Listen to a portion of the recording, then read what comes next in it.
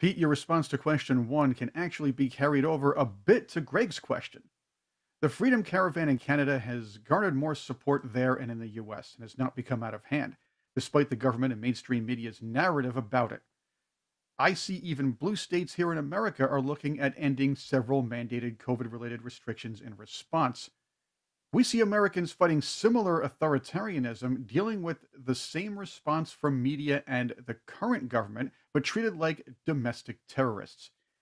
How can Americans learn from the convoy to not only keep their momentum going, but overcome continued negative coverage and a dismissive establishment? Well, and I would simply go back to what you pointed out is along the same lines. You need to push back. You need to take a lesson from the convoy. The convoy is true grassroots resistance to what they perceive as an usurpation of power by the Canadian government.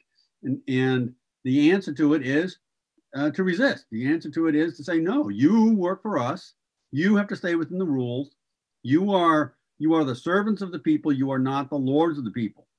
And to push back every chance you get. And if you get a chance to lead a thousands and thousands of truck national convoy into Ottawa, that's pretty cool. But it's as easy as pushing back to the principal at your school who has somehow gone off the rails. If the principal at the school is teaching your kids garbage, you need to go talk to the principal and make sure the principal it stops teaching garbage. That kind of thing, that kind of very basic, as I said, participatory government where the citizens make known their complaints. They need to make known their complaints when there's something wrong, and they should feel free to do it all the time. Don't be silent.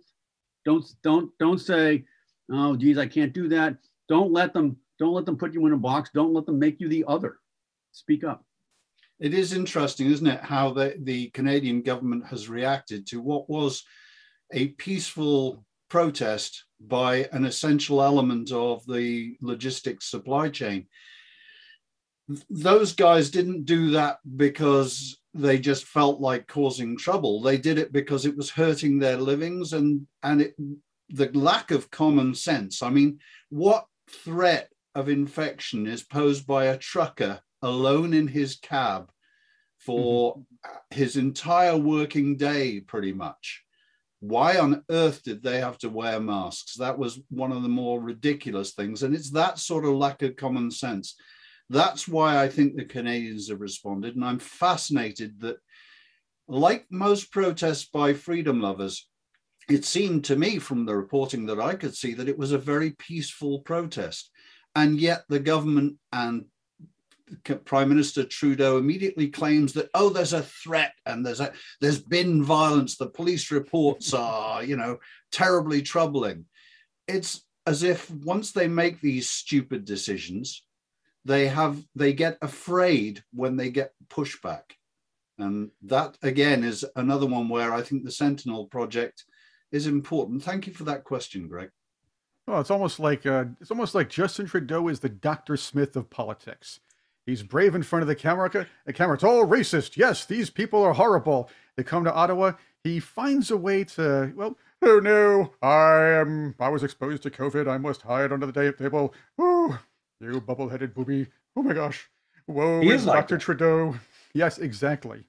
So to continue the point of my colleagues is that Ottawa, the police are completely powerless to that point that it's been peaceful. There's been one report of one Nazi flag and one statue was desecrated. I'm not familiar with Canadian history as much as I should be, I suppose. I don't remember some figure and then so the truckers put security on it to make sure it couldn't happen again. So it's been very peaceful. The police service of Ottawa can do very little. They've made 4 arrests, I think. They've had like hundreds of reports, hundreds of investigations and 4 arrests because there's not much they can do because it is peaceful. And they've requested the CMP, the Mounties, come in. 200 Mounties are going to show up. What they're going to do, I have no idea.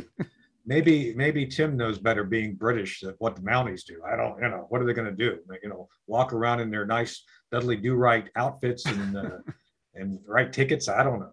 Anyway, point being is that this peaceful protest, a spontaneous expression of